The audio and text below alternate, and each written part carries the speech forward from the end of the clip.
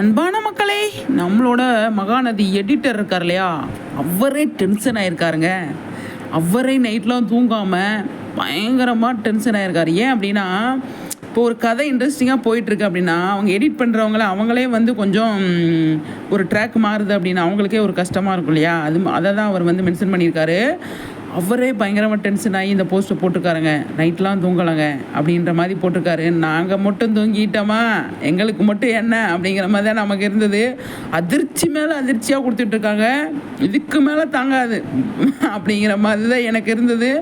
அந்த அளவுக்கு கஷ்டங்க. சார் என்ன சார் பண்ணுறீங்க? எடிட்டர் பாருங்களேன், யார் படுத்திருக்கா? விஜயா? என்னமோ ஒன்றும் புரியலையே. காவேரி வந்து சண்டை போட்டு போயிட்டாங்களோ, எமோஷ்னலாக ஏதோ பேசிட்டு போயிட்டாங்க போல். விஜய் வந்து தனியாக உட்காந்து ஃபீல் பண்ணுற மாதிரி வந்து போட்டிருக்காங்க அப்படின்னு நான் நினைக்கிறேன்.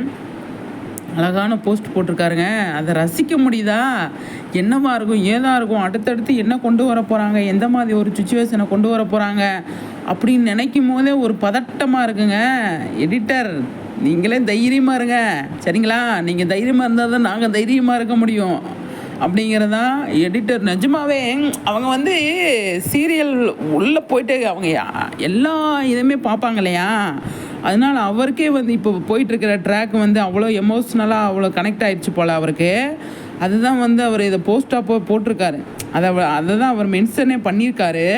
அந்த அளவுக்கு செம்மையாக போயிட்டுருக்கு அப்படிங்கிறது தான் நம்மளோட மகாநதி. அப்பா இதுக்கு மேலே பாடி தாங்காதுப்பா, பயங்கர வீக் ஆயிடுச்சு அப்படிங்கிற மாதிரி தான் எனக்கு இருக்குது. அந்த அளவுக்கு இந்த ஒரு 4-5 நாளாக செம்ம அதிர்ச்சி மேலே அதிர்ச்சி, சாக்கு மேலே சாக்கு, பட்டையை கிளப்பிட்டு இருக்காங்க மகாநதி டீம். கதைக்கு மேலே, அதாவது எப்பயுமே காவேரி வந்து லைவில் சொல்லுவாங்க இல்லையா, என்ன சொல்லுவாங்க, மகாநதி முடிய போதா அப்படின்னு கேட்டால், மகாநதியா அது எதுக்கு முடியணும், அதெல்லாம் முடியாது, இனி பல சில வருஷங்களுக்கு போகும் அப்படின்னு அவங்க அப்பயுமே சொல்லிட்டு இருப்பாங்க. அதுக்காக தான் ட்ராக்கவே மாற்றிட்டாங்கங்க. செம்ம சூப்பரில்.